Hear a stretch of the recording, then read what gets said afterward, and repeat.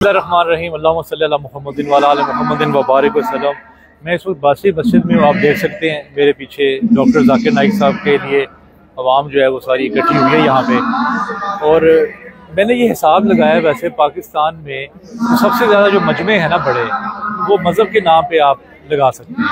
अगर यहाँ पे कोई साइंस एंड टेक्नोलॉजी या कोई दूसरी किसी इंटेलेक्चुअल किसी टॉपिक पे कोई बात की जाए तो मुश्किल है यहाँ पे लोगों का इकट्ठा होना। अब तीन बातें हैं डॉक्टर साहब की अच्छी जो लगी मुझे, वो जो तीन बातें जो आजकल जो बहुत ज़्यादा वायरल हो रही है उस पर मैं आपके साथ बात करूँगा। अच्छा, मैंने अभी ना कल मैं किसी के साथ बैठा हुआ था, रात को चाय पी रहा था। मैंने उनको कहा कि मेरे साथ चले, मैं कल जाकिर साहब का लेक्चर अटेंड करने के लिए जा रहा हूँ। उन्होंने कहा कि नहीं, उनका ना बड़ा नेगेटिव से उनके व्यूज़ आ रहे हैं ख़वातीन के हवाले से भी, और उनका ना बड़ा रिजिड सा पॉइंट ऑफ व्यू है रिलीजन का। तो मैंने उनको कहा कि आपको जो बात अच्छी लगती है वो आप एक्सेप्ट कर लें, और जो बात आपको अच्छी नहीं लगती उसको आप छोड़ दें। अच्छा, मैं हमेशा से जो इल्मी रवैया है वो ये है कि आप ना इख्तलाफ राय करें, लोगों से इख्तलाफ ना करें। और ये बड़ा कॉन्सेप्ट होता है कि अगर आपको कोई अच्छा नहीं भी लग रहा ना, जो आपके कॉन्सेप्ट के मुताबिक नहीं भी है, आप उसको भी सुने। अच्छा, तीन अच्छी डॉक्टर साहब की बातें ये हैं कि डॉक्टर साहब इतने बड़े मजमे के साथ ना अब वो क्वेश्चन आंसर सेशन लेते हैं। तो पाकिस्तान में बहुत कम ऐसे स्कॉलर्स हैं जो कि क्वेश्चन आंसर सेशंस को प्रमोट करते हैं। जवेद गांधी साहब हैं, प्रोफेसर अहमद रफीक अख्तर साहब हैं, बिलाल कुतुब साहब हैं, और कुछ दो चार बड़े नाम हैं जो सवालात देते हैं। बहरहाल ये एक बड़ी जुर्रत की बात होती है कि आप इतने बड़े मजमे के सामने कह दें कि आप पूछें जो पूछना है। ये बहरहाल एक बड़ा कॉन्सेप्ट है। दूसरी अच्छी बात डॉक्टर साहब की ये है कि इनका स्टाइल जो है ना, वो प्रोडक्शन का वो बड़ा मॉडर्न स्टाइल है।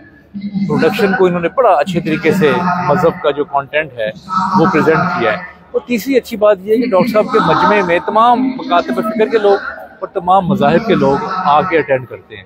अच्छा, मैंने नहीं देखा कि पाकिस्तान में जो इतने बड़े जो जलसे होते हैं उसमें कोई भी जो स्कॉलर है वो इतनी जुर्रत करता हो कि वो सवालात ले सके। तो बहरहाल हमारे भी जो उलमा इकराम हैं उनको भी जो सवालात जो है ना वो लेने चाहिए। अच्छा, डॉक्टर साहब ने पिछले दिनों कहा कि जो औरत जो है वो उसका जो काम करना है वो जायज़ नहीं है और टीवी पे आना उसका बेहतर नहीं है। और खुद डॉक्टर साहब जो है वो एक फीमेल एंकर के साथ बैठ के वो इंटरव्यू दे रहे थे।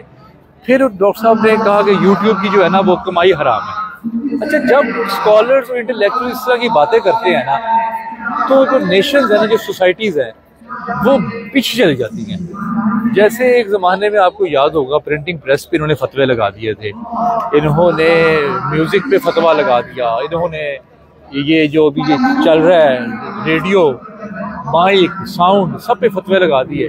जब ऐसी बातें करते हैं ना तो जो सोसाइटी है वो बैकवर्ड चली जाती है। तो ऐसी बातें जो आपको नहीं पसंद वो ना माने। अच्छा, फिर डॉक्टर साहब ने बच्चियों को देने से गिफ्ट जो है वो इनकार कर दिया। वो कहते हैं जी छूना हराम है बच्चियों को। अच्छा, मेरा पॉइंट ये था कि कौन सा वो बच्चियों को छूना था, बच्चियों को तोहफा देना था, वो तस्वीरें बननी थी, इसमें कौन सा कोई इतना बड़ा जो है ना वो मसला बन जाना था। बहरहाल एक डिबेट जो है ना वो ज़रूर हमारी सोसाइटी में शुरू हो गई है डॉक्टर जाकिर नाइक के हवाले से। अच्छा है, कोई ना कोई टॉपिक जो है वो होना चाहिए डिबेट का।